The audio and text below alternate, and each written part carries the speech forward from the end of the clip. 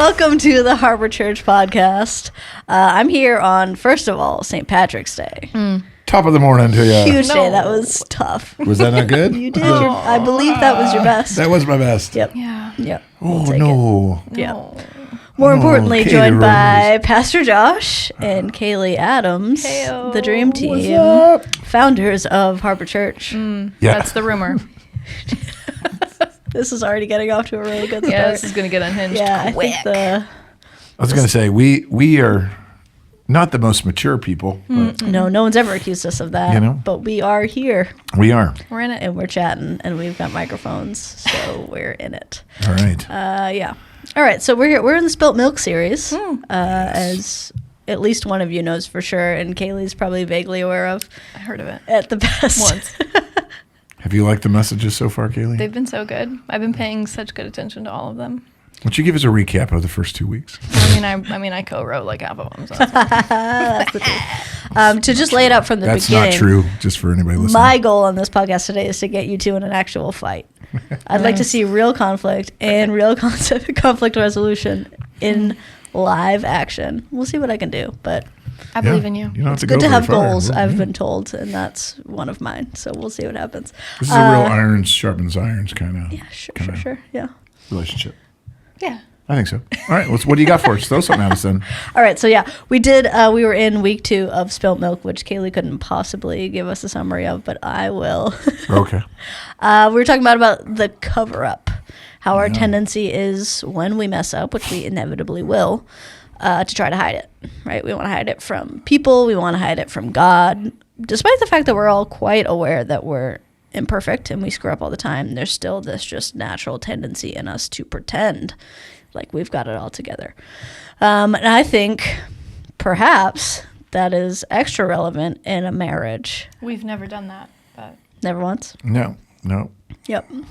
As part of this message, we also took a look at this whole idea that we sometimes take a cheap substitute Yeah. because it seems easy in place of the really good, better thing that God has for us that might require a little bit of work or might require a difficult conversation, or just at the surface at least seems more difficult to us. So we're more likely to opt out and take the easy but worse thing in the long run.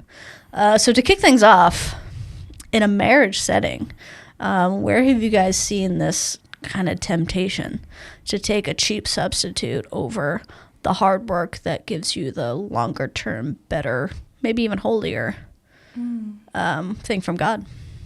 You want to take that one? You want to kick it off? yeah.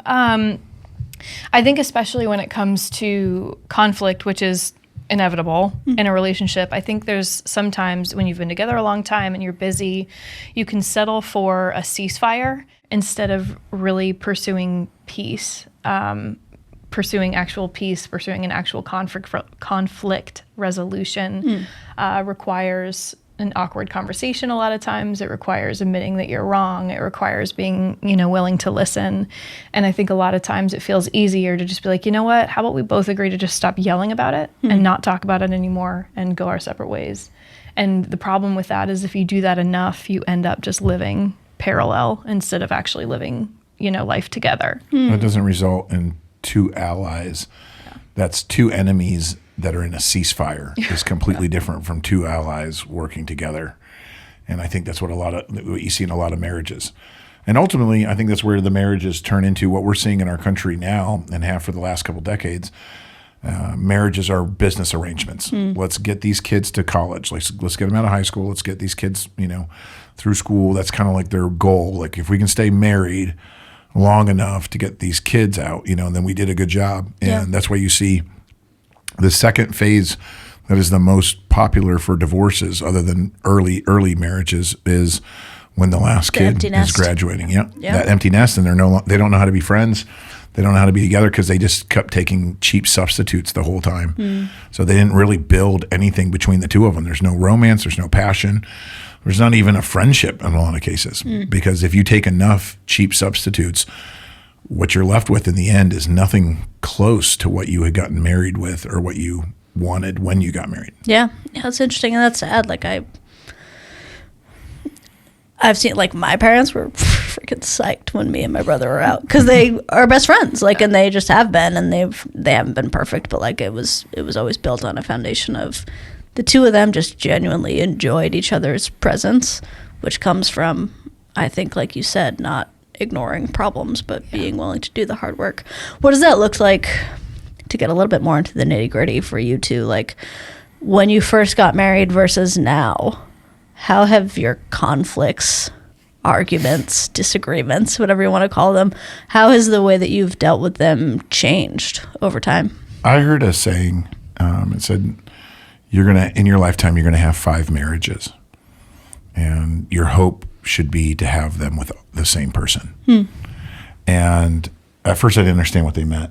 But what they meant was, if you only have one phase of marriage that you like, then you're kind of screwed. And the phase of marriage with Kaleigh and I when we were newlyweds and no kids, that was like a fun marriage. And there was stress, but there was pain, and like, so there was bad, but there was also good. It was just me and you, and we were 2 young kids just kind of like taking on everything. Figuring it out. And then you add in kids to it, and then all of a sudden, wow, like, all right, the phase of marriage that we were in when it was us with babies and toddlers, it's exciting and it's crazy. But if you want to compare that phase to the no kids phase, man, those are totally different. And if you don't know how to work into the next phase, and now we're into the third phase where our kids are getting older, and as you raise your kids and they become less and less dependent on you, that's a phase in and of itself. And then, like you said, you've got that empty nester phase, and then you've got hopefully the grandparent, golden years kind of phase. And I'm looking forward to each one of them. I want to be excited about each one of them. And there's a little bit of sadness, like, oh, that phase is past us. That phase is gone. Yeah, you might mourn it a little bit. But if that's all you do is live in the mourning phase of like, oh, remember when we had money, or remember when we had free time or privacy or whatever, it's going to cause you to miss out on the beauty of this phase that you're in. And so I think there's sometimes people willing to just kind of accept a lesser, more miserable, like, let's get through it, or, woe is us, or they find the negative when, man, you're going to look back, and it's like that line from The Office. I wish somebody had told me I was in the good old days while I was in them, until, instead of waiting till you're out of them. Like, I think we're in the good old days right now, and we want to soak that up. And I think that can be a real distraction, but I'm interested what you think. Well, and speaking, I think you were kind of asking specifically about how, our conflict resolution style has changed in that time.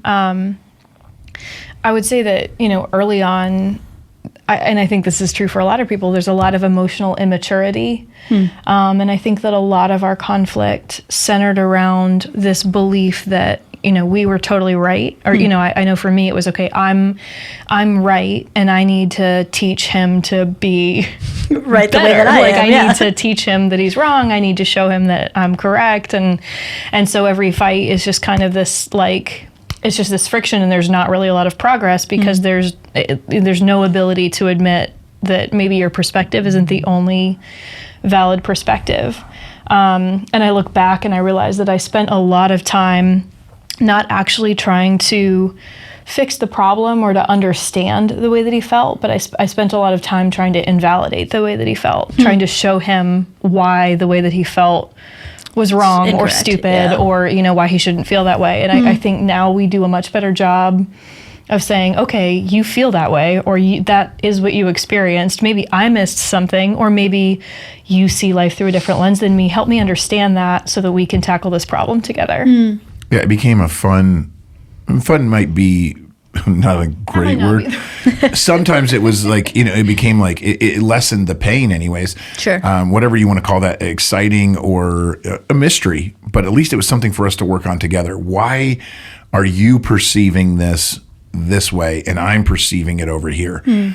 Early on, you would have found us being mad at each other. I'm mad that you see it this way. Yeah. I'm frustrated that you think this is a good thing, bad thing, this thing, when I feel so differently. And I experience this a lot in counseling other people. They are looking at the same obstacle or opportunity or whatever. They're just looking at it from different angles. Yeah. And they're mad that their partner doesn't have their vision of it, their viewpoint of it, rather than trying to see where they're at. I remember going to the Grand Canyon as a kid, and seeing some really cool stuff from where I had walked to. And my brother was on another side looking at a different angle, and he wanted me to come to him. But I was so convinced that what I was seeing was the best, and I'm mad at him for not coming to where I'm at. And we both had beautiful views of the Grand Canyon, so we're looking at the same thing, but because of the angle that we were looking at, we were seeing two totally different, versions of it. And a lot of times that's where I think couples are at. They're looking at the same thing. Where are our kids going to go to school, or how are we going to pay this bill, or fill in the blank? And they're just looking at it from different angles. And because one is describing a hiking trail that they can see horses on, and another one is describing a river flowing through a canyon, they think each other are idiots, or they're like, I can't believe that you have a different opinion of this than I do. And it's like, well, you haven't done a lot of work to see it from their angle. So go try to just investigate that side, and hopefully they'll do the same.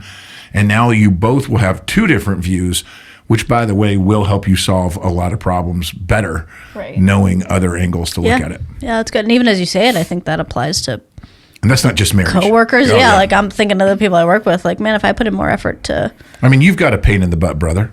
I do. Billy, shout out. Billy Ritchie definitely doesn't listen to this podcast, but I love you, Bill. Yeah. But, but we have brothers. It was good for me and my brothers to learn how to do that, to see each other, So, yeah, absolutely. And my friends and whatever, like, it's so healthy, actually, to get different perspectives. Like, I have people in my life. I'm single. I don't have children. It's so good for me to hear from people who are married or have kids or who are retired or whatever, like looking at the same problem from a totally different lens. When she said that, I think this is going to be a good reminder for us to come back and listen to this podcast, because we're just now in that phase of trying to see things from our kids' perspective. Yeah. We've been coaches and bosses for our kids for so long that now they're experiencing life, and we're trying to speak to them on a different level. Yeah, remember what it's like to be a 10-year-old. Yeah, totally different. Yeah, that's good. So I wonder, you mentioned at the beginning kind of this idea of not running from the problem, right? Like seeing this issue as a problem to be solved together rather than a fight to win against one another, and not living as co-enemies, basically. But I wonder, and I don't really know this about you guys, but have you found rhythms of conflict, for lack of a better term, of like, man, maybe there are times when you are in the heat of your feelings is there a healthy way to take a break, I guess, because personality-wise, I know, like, for me, even if I'm not fighting, like, I was at a bachelorette weekend this weekend, and I had to go upstairs by myself just for 10 minutes, because it was getting loud, and I was getting annoyed with people who weren't even being annoying. Like, I knew in the moment, I was like, this is me, this is not them. They're having a nice time, and I'm overstimulated, and I've got to remove myself. Like, and I did that, and no one was mad, and I was like, I'm gonna just take 10 minutes and close my eyes, and I'll come back, and I'll be an enjoyable person again. Is there a way to do that in marriage and in conflict that doesn't escape the problem, but lets you attack it better? Yeah, I think, that's where the idea of grace, I think, is so important. There have been times where, and it kind of happens both ways. Like your example, sometimes you recognize, oh, hey, I'm being really irrational. I'm being really angry for no reason. Everything's sort of bothering me and it shouldn't. I'm going to take a minute. And sometimes it's the opposite, where your spouse is actually, acting really frustrated, or maybe they're, having moments of anger, or they're saying things that are really unfair, or they're acting in a way. I never do that. Or they're acting in a way that just like, she's not talking about me. She's talking about like hypothetically, I've heard. Yeah. But they're doing things that suck. And I the Bible says to, when possible, let love cover, a multitude of sins, that love can do that. And I think there's room sometimes to go, you know what? I know the week he's had. I know he's really busy. I trust what God is doing in his life. This isn't a long-standing pattern. I don't need to hold him to task over the last couple snippy things he just said. I don't need to turn that into a thing. I don't need an apology for that. I'm just going to let that go because this just doesn't need to be bigger than that. And when you get into a pattern of being able to allow each other that grace, I think sometimes it helps everybody like put their proverbial knives down. Yeah. And it just, everything, like the tension in the house just goes like... You can breathe again. You can breathe a little bit and you know that you're not getting you're not getting like called to the carpet on every single little mistake and every single little misstep. And that just helps everybody be better. Yeah. I think you can do it. What you guys are describing though is still reactive. I think you can even be proactive with it. And that like there's times where I'll just notice that Kaleigh hasn't gone out in a while or hasn't been, on a girls' night or whatever thing, where most of our schedule does tend to be, here's what's happening at the church, here's what's happening with like friends and their lives and birthday parties, here's what's going on with our kids and their schedule. Yeah. And those are fine. We've made those choices as a family, but even in there, I don't want to wait till I've gotten on her last nerve and then she has to be like, I'd rather just be like, hey, why don't you call up that friend and just go hang out tonight? Why don't you just go, like, hey, call up Katie Rose. Yeah, it's Taco Tuesday. Get wild with it. Yeah, I was like, we say that all the time. We're like, she sucks and has no friends. Why don't you just... She'll make you feel better. Yeah, look at her life. You'll come home so grateful for what you have. And that's, but how true is that? Like either one of us, we would just be like, hey, let's just take a little time. Yeah. I look at it as an opportunity for me to get to hang with the kids and she can go out or vice versa. And that's not I think in other marriages, it's a battle. Yeah. Some people make it it's a frustration or they're jealous. Like, why would you get to go out? I'm looking at it like, man, I would much rather you go have that night and make it proactive. Yeah. Just let a little steam off before, you get frustrated with me. Like, you got to be around me all the time, so I would much rather you enjoy those moments than tolerate those moments. Yeah. And it's a gift you kind of get to give, I think, of like, I love you and I want you to have an enjoyable time. And I preemptively know I'm annoying. Yeah, so. Sure. Which is and so in order good. to do that, you're having that requires you to pay attention to what's going on in your spouse's life. It's requiring you to actually think about them and not just yourself. And that's a good habit to get into anyway. Yeah, that's good. And I think the cheap substitute that we all take a lot of the time with spouses or any other relationship is to not take the time to notice. It's so like I have my own schedule that I'm dealing with and I'm busy and I want someone to give me a break. Right. It's easily justified that way. You can get there in your head real quick. Yeah, we all are. Like nobody's drowning in free time that I know. Like everybody's got stuff going on, but to take that time to do the hard work to say, God, I want to put this other person first. I want to love them more than I love myself. How can I be a blessing to them? Yep. I mean, you take that and apply it to us, all three of us, and like, how do I spend time with my parents? Yeah. How do I, there's a lot of relationships in our lives where we have to look and go, what does this mean for me to be a good son, daughter, friend, brother, sister, whatever? Yeah. And am I substituting a quality relationship for something that is much weaker, much more surface? It's passable. And I don't want somebody listening to this to get the wrong message. Sometimes, and Kaleigh will get on to me about this. It doesn't sound right. Yeah, never. But if it has to be at this standard and you never do anything, then you end up not doing anything because you're not willing. That's not what we're talking about. Like I would tell her like, well, I want to take the kids, let's go to Six Flags. And she's like, well, you do get a day with the kids, but every day with the kids, when you do get a free day, it can't always be Six Flags. Yeah. It might be, let's just go in the backyard and, clean up a little bit. Throw a ball around. Yeah. We'll roast marshmallows in the fire pit. It can't be, like every one of them can't be a home run. I'm not talking about, and that's not what I mean. And I don't think that's what we're saying. But if you're listening to it going, oh, I don't want any cheap substitutes. A cheap substitute is when you're taking less than the best for what that opportunity is making available. It's not saying you have to, and I'm a maximizer. It's not saying you have to maximize every second. And you know this, Katie, we've gone, our staff will go to a conference or something. There's a part of me that's like, we have to see whatever city we're in. We have to see every bit of the city. Yeah. You've grown a lot in that area, actually. And just learning like, hey, genuinely, part of maximizing is also letting people have rest. An hour to just go hang out in their room and not be around. Yeah. And that was hard for me. And I'm guessing some of the people listening are hearing, they're speaking my language. Everything's got to be to the max. No, you're looking for what's best. Yeah. Not just like, what's the most. The coolest, yes. Right. Yeah. And sometimes what's best is, hey, we're going to have a day at the house. We're going to put on a bowl of soup and, the whole family. Let's just We're turn gonna off put screens. on a and, bowl of soup. I was going to You know, say, I is meant that like what you do? you know what I meant? pot. Like a pot of soup or pot, something, yeah. and like One we don't person have to. gets soup tonight. There's a competition. That's what we're gonna do. You No, know, I but know like, what you meant, yes. I mean, a day doing a puzzle in your house, a rainy day with a puzzle and a Costs book nothing. Yeah. can be every bit as fulfilling to your soul and re-energizing to your relationships as if we spent $1,000 driving all over Boston and seeing a crazy show or something like that. So Yeah. I don't want people to misunderstand what we're that's talking good. about when we're saying a substitute. Yeah.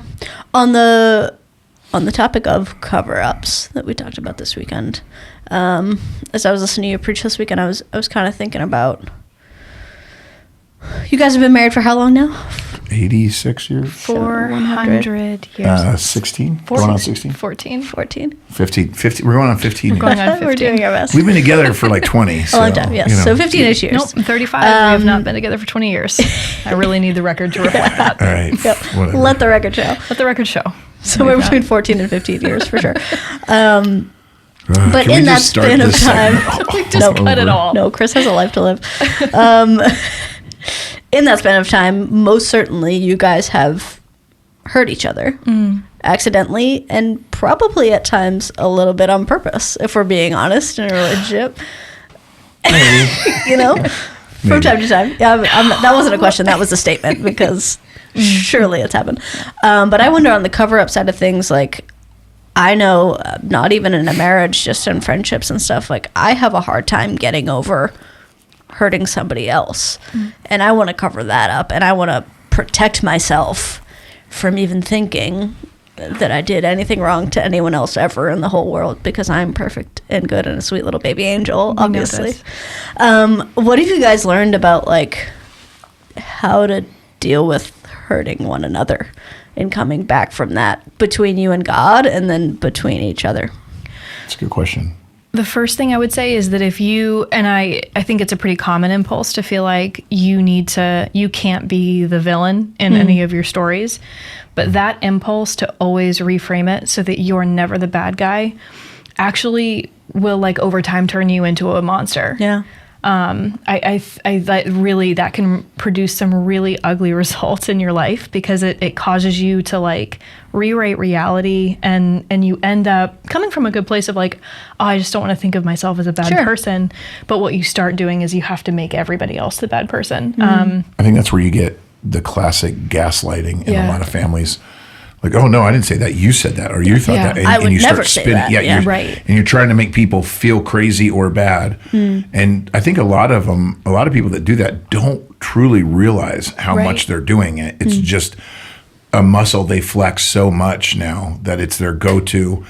Let me make you think that it's on you so that I can maintain this facade of I didn't do anything I wrong. have to deal with it. Yeah, and If you're the one who did wrong, then I don't ever have to be the one who did wrong. Right. And I lived that way for a lot of time. And it's this really deep fear of having to, like, really face your sin. There's not really another word for it, but to look in the mirror and face that. And that prospect is so scary for a lot of people. I know it was for me, that you end up running from it. You end up covering it up with a lot of different stuff. You end up hurting the people around you worse. And really the only cure for that is to have, like, a true and full understanding of your place before God, and have a full understanding of who Jesus is and what he's done for you. And the fact that you know that you can come to God fully and openly and honestly. And once you can do that privately, like with God, it becomes a little bit easier to do that with your partner. And something I've said before is the first few times you do that, if you've come from, like, okay, I always cover up, I never admit that I'm wrong, you'll do all this work, and then you finally are like, all right, I'm going to do it. And you'll say, like, hey, honey, I was wrong. And you're waiting for them to be like, I can't believe you admitted it. That was so amazing. I'm so proud of you. Earth-shattering And what they moment, do is like, I know. And it gets worse. Not that I would do that. But it kind of gets worse before it gets better. Sure. And so prepare yourself for that, and don't feel like, well, I tried, time to give up. Well, no, it's going to take some work and some time to sow into your marriage this idea that, hey, we could admit fault and we forgive each other rather than, like, crushing each other for it. We talked about this actually just recently. There's some guys I was counseling, and just like how, like some things that they've been messing up in their marriage. Yeah. and to work on them. And they were, I mean, like the conversations went really, really well. Like, okay, yeah, like they were like, yeah, you're right, man, I'm screwing up. Like, I feel bad. I need to be a better husband. I need to do a better job. And they left completely motivated. And then I'd meet them next week and they were just super discouraged. Yeah. And I'm going, what happened? Like, you were so pumped, so, ready to mend the fences, to go out there and like, rekindle this marriage. Yeah. And, pull your head out of your butt. And they're like, yeah, I tried. And she just responded, talking about their wives, multiple of the wives, they were not happy. They were frustrated and angry. And you would think, well, man, your husband's been messing this up for so long.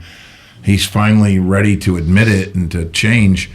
Wouldn't you be happy? To what Kaleigh's talking about, they were like, yeah, this has sucked for a long time. Yeah. And, how dare you just now admit it? Like, I'm not going to fall at your feet in gratitude when you finally acknowledge it. I'm not grateful because you're acknowledging. And that's what Kaleigh felt like. There's times where she's like, oh, man, I'm so sorry. And I'm like, yeah, you should be sorry. Now, I'm not saying that's the right act. I'm not defending that. Yeah. But what I told the husbands and what I feel for myself is that's a human reaction of, I've been dealing with this and you for a long time. So if it's been a while, yeah, you're not just making up for it in a 20-second, right. Hey, I'm sorry. And I might not believe it right away. You know, like I want to see some consistency. Are you really? Yeah, are you really changed? Yeah. Cool, are you really sorry? Yeah, cool conversation, but like back it up for a minute before I'm ready. And that's not to say that God isn't right there willing to be like, yes, if your heart is, and he can see your heart, your heart's genuinely repentant. Yes, like you don't have to earn his love or his forgiveness. You don't have to jump through hoops. Unfortunately, we as humans, we can't see each other's hearts. So we doubt. Are you for real? Yeah. We kind of want to get a pound of flesh. Yeah. I mean, Kaleigh's not really saying it, but like one of the things we struggled through was some of her postpartum depression. And it wasn't just like a day or two. Yeah. It was a long period. Yeah. And when she began to come out of that and she started to own up to it, that was the first time that I really felt like, okay, I have my partner back. But now we're talking about a long period of me kind of walking on eggshells and holding my breath. And now I've got my friend back who's willing to admit, like she's not been in herself. My reaction wasn't really grace. My reaction was like, yeah, where have you been? And like, do you know how tough it's been? And I'm not justifying that. I wish I was more mature than that. But I say that so if there is... Yeah. There's somebody listening that's reality. Like, I'm not being met with open arms and nobody's throwing me a party because I've pulled my head out of my butt. Well, yeah, because they were really struggling with you. And the fact that you're now back to, or moving back towards normal isn't like, bravo, pat on the back for you. It should be like, man, you should have been there the whole time. It feels a little bit like when my kid finally does the chore that I told him to do. They're like, look, I put all my clothes in the hamper. A week ago. Yeah, you're like, yeah, that should have been done, and that's what's supposed to happen. Like, why do you want a reward? And that's a little bit too of the struggle we have. Yeah, and on the flip side of that, coming from a place where I was like, I know that I've been, in a really unhealthy space, and some of that, maybe I couldn't help, but a lot of my reactions I could, and I'm ready to kind of like admit to that and move forward. And he did react poorly. It's not to excuse their behavior. Like, obviously we're called to forgive the same way that Christ forgives us. That doesn't mean it's okay. But you also can say, you know what, like maybe the way that you're acting isn't 100% fair, but it is totally understandable. And what I'm not going to do is continue this echo chamber of them being mad at you for being mad at me for I'm just going to admit that I was wrong, and your reaction is your reaction, and I'm going to trust that God's going to kind of sort it out in the long term, which he did and he continues to do. Yeah. So let me ask you two then, if somebody comes and apologizes to you for something they've done that really hurt you, what do you see as the cheap substitute of accepting or dealing with that apology versus the hard work of saying, okay, let's make that apology count? Like, what's the difference? Like, I think there's a temptation. You remember as kids or in school, the teacher would be like, all right, you guys have been fighting, hug each other or tell each other you're sorry. You're like, sorry. And there's a part of you like, we have to move forward, so fine. But your heart wasn't softened. You didn't really mean it. So, like, what's that look like in your lives or in our listeners' lives to have somebody who we've been at odds with, whether it's a spouse, a parent, a sibling, a friend, a coworker, and then there's this olive branch of an apology. I feel like the cheap substitute is the sure. Okay, let's just say we're both sorry. Yeah. Let's just forget it and move on. But low grade, I never want to see you again. Don't come to my birthday party. I won't come to yours. And we'll do that half smile in the lunchroom or whatever. But there is no real love versus the deeper, more valuable acceptance of an apology moving forward. But am I wrong? Do you guys see that differently? Do you see it playing out differently as women?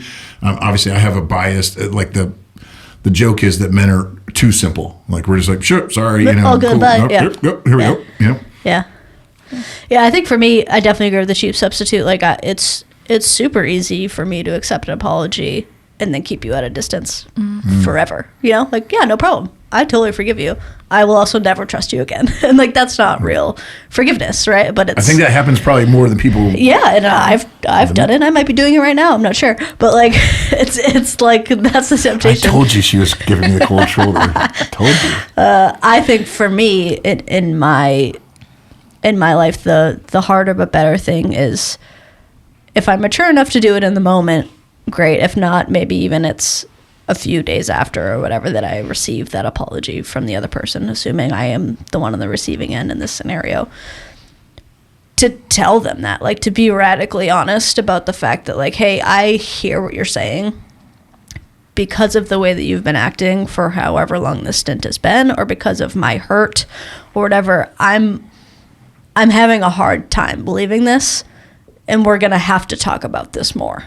And I'm sorry if what you expected was blanket forgiveness right off the bat, but like, I'm telling you right now, I'm not ready, and I want to get there, but we're going to have to do this together because I don't trust you yet. And that's super hard to hear. I've been on the other end of it too, but like, it's better than me faking it and saying, yeah, we're best friends again. Because that doesn't feel like when you can perceive it's not true, it leaves you with like, okay, there's no way to go forward. Yeah, because, okay, I apologized and they didn't take it. Yeah, and they're clearly shutting the door on us ever working through this again. So I guess we're going to be fake friends forever. Like, that sucks. I would rather someone tell me like, hey, actually, no, I'm not there, but I'd like to get there. Like, okay, that's something I can work with. Yeah. And we can revisit this. What about you, Kaleigh? Yeah, I mean, I agree with you. I think that to me, forgiveness is the moment where you go, I'm no longer holding you in debt to me emotionally. And I'm also going to allow for the possibility of this relationship to repair. Yeah. Forgiveness doesn't necessarily do all of that repair work right away, immediately. But forgiveness says, I will work on that with you. Like, I value you, and I respect and I see that you see that what happened wasn't okay. Yeah. And so, yeah, let's leave that door open to move forward and to work on it. And I think being honest about the, specific ways that maybe you are hurt. Like, there's some things that, that apology is going to kind of wash away a lot. And you may find that you have one or two things. Hey, this particular, and I've done this to Josh. Hey, this particular thing you said to me, I forgive you. I'm not mad, but I can't. It keeps coming up. Yeah. It keeps sticking in my brain. Can you help me process through that? And I think a little bit of that is we're wrestling, and the three of us are sitting here as believers, knowing that God can forgive our sins and wipe them out of his memory. Yeah. And he literally says he will never remember them. I still bring them up to God because I have a hard time forgetting my screw ups, but he's forgotten them. Yeah. However, when we're talking about a human relationship, that person may truly want to forgive us. They have a memory, and I'm sure their flesh from time to time brings it up. Yeah, can't let go. Like, don't forget what she did. Don't remember what he said? Mm-hmm. And you're like, yeah, I forgive you, but like, man, the damage is done. And that sometimes that's just a time thing. Sometimes it is like, hey, let me walk it back. And I a lot of times I've just had to apologize and then just pray for that person because I knew I hurt them, and there was nothing I was going to do to unhurt them. Right. Yeah. So it's like, okay, I'm going to give them some time, some space. I will try from here on out to earn back trust, and knowing that they low grade doubt me or are looking, like I've burned credibility. So they're looking at me with a more skeptical eye than they were before, which means now if they think you're mean, or if they think you're a liar, if they think you're a cheat, or whatever it is that you did to hurt them, they're not going to give you as much slack. They're not going to cut you as much as they used to. And so you got to know that. And I think if you're listening to this going, I can't get out of the doghouse with this person. Yeah.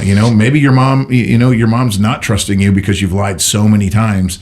She's going to have to see that you don't lie even on the little dumb things that don't matter. Like start being a person of integrity on even the smallest of things, because that's how you're going to climb out of that hole. But until you're willing to do that, I think you're doomed to just being frustrated that nobody wants to give you a shot. And I say that to all the husbands listening. Like she may forgive you, but you're gonna have to earn that trust back. Yeah, and be humble enough to accept that. I mean, and that's not just to husbands, that's to everybody. But be humble enough to not be offended at the lack of immediate trust, or to be offended that they're still a little bit hurt. Of course they are. And if you truly are apologizing, then you recognize why they're hurt, because you know what you've done. So don't then get like upset if you don't automatically get the response you wanted. Just be humble enough to accept that this is going to take some time, and that's okay. Yeah. And I think you said it, Katie, back to the cheap substitute cover up. If I don't want to do that work, then the cheap cover up is we're friends, but we're not really friends. And the hard work is, man, we're friends and we've hurt each other. Maybe one more than the other, but like there's damage in this friendship. And I think I might have said it in a sermon. If not, I was maybe in the men's group. But like what we're talking about now is wounds. Yeah. And if they heal, they'll become scars. Which, okay, like I don't want scars, but scars are things that we've grown through. Wounds are things that are still bleeding. And sometimes when you pick at a wound, you're not helping it. So there is time. There is a place for time, and for giving it some space. But what we're looking for, some people want a relationship that has no scars. Well, sorry, we're imperfect. A scar isn't a bad thing, or as bad of a thing as a wound. Like, yes, a scar may not represent a perfect slate anymore, but I would much rather we heal and move on. Because then a scar is at least a learning lesson. Yeah, it's a story. Versus a wound is something that could still kill you. Yeah. So, find some healing. And if we're sticking with the whole Grand Canyon imagery, like it might take that other person a little time to walk over to your viewpoint. And you got to be mature enough to let them have that. Yeah. Oh, yeah. That's a great point. As a close, sorry, go ahead. No, I was going to say that for marriages, that might be the rest of your marriage is just walking into each other's spots, because you get over there and they've moved to another spot. Yeah, for real. And you're like, okay, well, hey, just come see what I got. Back and forth, And maybe sometimes you meet in the middle. You find a new point and together. You're like, wow, there's 3 ways to look at this. Yes, absolutely. Yeah, that's cool. As a closing thought, just like a quick punch our listeners with a little something before we go. I love punching our listeners. Physically. If I could reach through this microphone and punch every one of our listeners. Somebody right now listening to this. What's like one thing, like a practical takeaway, like this week, I as a listener could take and put into action, maybe in marriage, but just in relationships in general. Like if we're trying to avoid the cover up, if we're trying to get better at conflict resolution and bringing God into all of this, I'm intentionally keeping it vague so that you can kind of go in whatever direction you want to. But like, what's something you have changed in the way you interact with people that I could put into practice this week that would help me maybe clean up the spilt milk in my life a little bit faster? I've been starting all of these. Why don't you start? Okay, well, this one's not going to surprise either of you, I don't think, but I'm saying it because it has truly changed. When you go into it, whether you're hurt or they're hurt, I can't recommend enough asking questions. Like, I know that sounds, no, that's a lame one. No, the amount of people who don't do it. Yeah. You think about most of I'm going to apologize, or I'm going to go to this meeting. You've got a list of things you're going to say. They're all statements and declarations. Yes. You're not going in there trying to pull the other person into a meeting or into a better spot. You're going in to let them know all the things you feel or the ways they've screwed up. Yeah. It would benefit so many people if they would just ask a few more questions. The amount of times I've walked to a conversation with Kaleigh going, I'm going to tell her these are the things I'm mad about. And my heart was changed to be like, just ask her why that happened. Ask her why she said that. Ask her what she was thinking, what she was feeling. And I'll find that I've assumed so much that is not true but I just got in my own head, and just asking her to bring me in on her thought or on her day or on what's going on. And like you said, that's not just a marriage thing. I've done that with you. I've done that with employees and friends and my parents and my siblings. And the gratitude, I think, like, I've been in those scenarios and genuinely in the moment been like, God, thank you that I didn't say the crap that I wanted to say. Truly, like, thank you that the space was created for me to not make a complete idiot of myself. Because I was going to do way more damage with all those cool things I thought of. I was going to tell them, and it would have ruined things.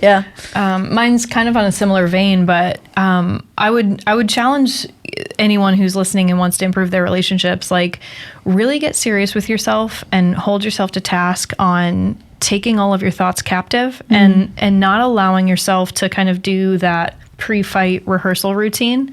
I think it's too easy to get upset with somebody, and like Josh said, you're just marinating all day, and you're assigning motives to them that they may or may not have. You're assuming intent that they may or may not have. You're writing comebacks for insults that they haven't even said yet. Haven't even been told. And to include, who decide very carefully who it is that you're texting, calling, venting to.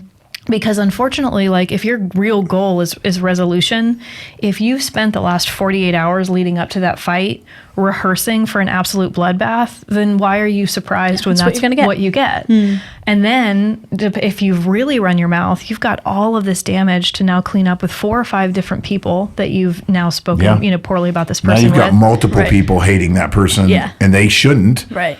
And how many times, and maybe this is just me and I'm kind of telling on myself, but you've rehearsed a certain thing so much, or you've said, and oh, he always says this, she always acts that way, that maybe in the course of that fight you deal with and you forgive them and you move on, but you've just spent the last week rehearsing that sentence, and that's still kind of how you see them.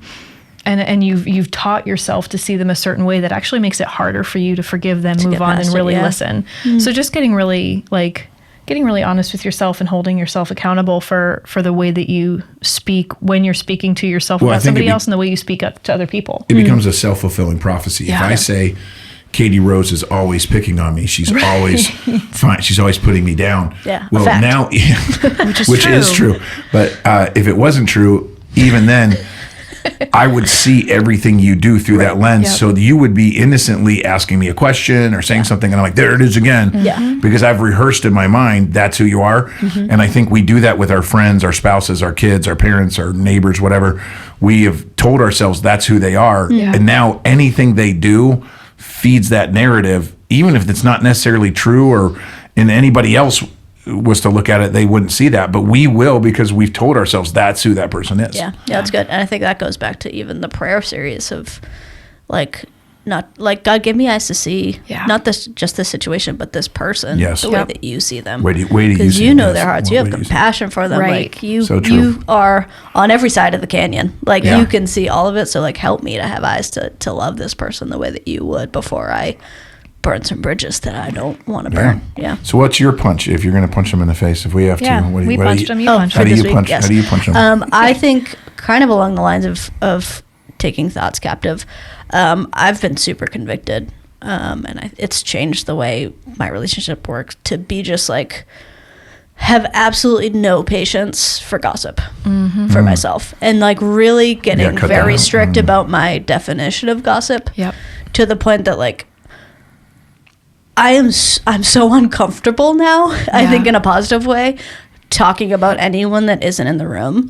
And it has saved relationships. It saved the way I see people. It's saved me from getting worked up or negative about people that I actually don't even have negative opinions about until somebody else gets going on. And I'm like, now that you say that, they do suck. Like, I don't want that. I don't want to hear that from other people. And I don't want to be that influence in someone else's life. I don't want to be the reason somebody else dislikes a person that God made and loves.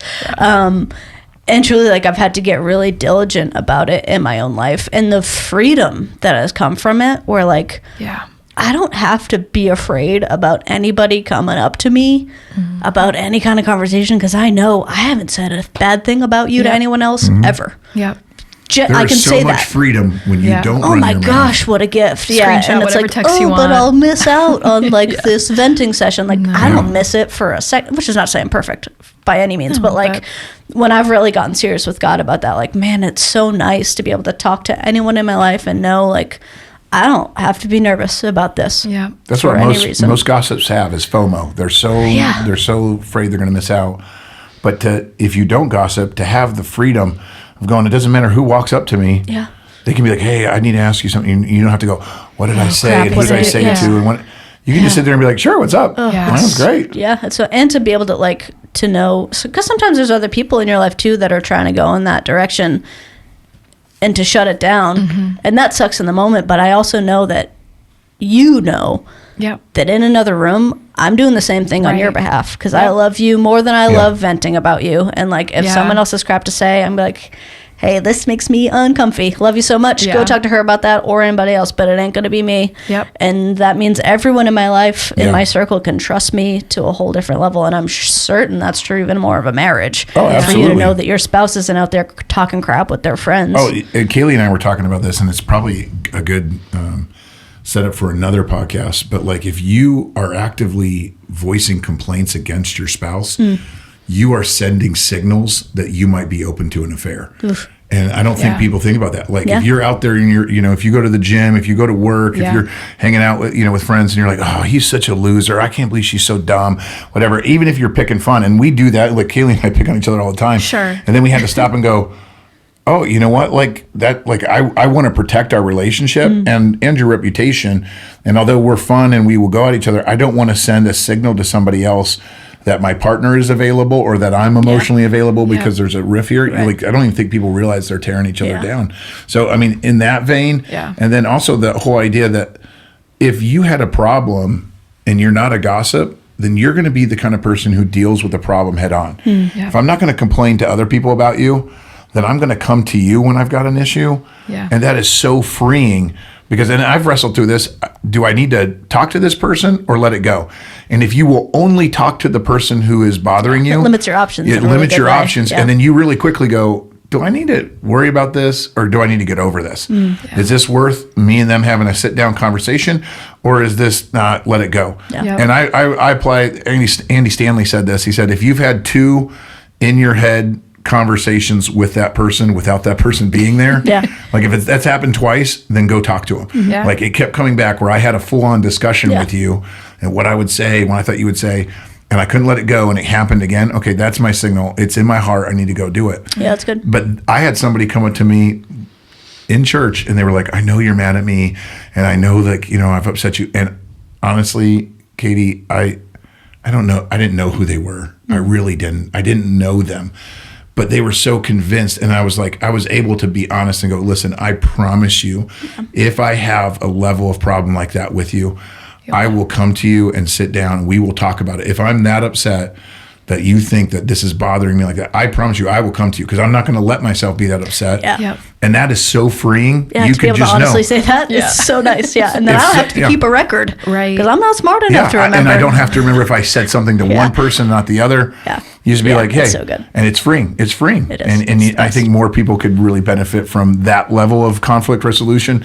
Take it directly to the person, and then you never have to worry about your words getting bad. And I think we all want to make exceptions to that, but like I in very recent days, like, have found myself being like, all right, God, I want to talk about this thing with this person, like my best friend. I want to talk to her about it. But what would that accomplish? Like, genuinely, like, God, right now, let me ask you, is anything good going to come from this? No. I'm just going to talk trash and move on. And like, I don't want to be that person. It's just not worth it. I think a lot of people are living with what they're feeling is like, man, I'm always so anxious, or I'm always so depressed. And it's like, well, some of that is coming from the fact that you're tearing people down in one conversation, and then you're going out and hanging out with them the next. And like, even if you're not thinking about that up here, like your soul is aware. Yeah, you're splitting yourself. You are. Horcruxes. That's another podcast too. Yeah, a whole nother podcast. Got her. Well, the Bible says where there's no wood, the fire goes out, right? Yeah. So if you're not throwing wood on the fire, to your point, is this something I need to bring up or is this something I need to let go? Yeah. If you're going to let it go, then let it go. Yeah. And turns out most things You can let go. I need to let go. It's just Yes. like that. There's no reason. If I don't keep spinning myself up Yeah. and I forget about this for a month, it's done. it's It wasn't a already big moved deal. on. Yeah. But I was bored or anxious or angry or feeling emotional. And I mean, how many times have you been mad in one day? And man, you needed a nap and a meal Yeah. and something else. And then man, you're good. Yeah. You're Turns good out at it. I didn't really care about that. Yeah. Yeah. That's good. Yep. So good reminder. Yeah. I don't know how you're going to categorize this podcast. It's like marriage and friends and lying and substitutes and gossip. And I mean, we covered a ton of stuff. Yeah. Good luck writing the description. Yeah. And Yeah. good luck Awesome. editing it. Hodgepodge, Oh, it was a yeah. full Yeah. hour. Well, We Chris, not a did full it. hour, but like almost. Yeah, Sorry, we're Chris close. It's Lingo. a great car ride podcast. It is, yeah. Props to whoever's out there listening to this Yeah. whole thing. Hit up that commute. Man, we love you. I think We we're going to do go love you. full Rogan, just 3 hours. 3-hour Let's podcast. go. Katie Rose being mean to me in the first hour. Well, we Katie wrestled Ro- through it in Yeah. the second, and then she apologizes in the third. It'd be freaking great. Hey, thanks for coming today, gang. This was great. Yeah, love you guys. Yeah. We'll catch you next week. Thank you. Bye.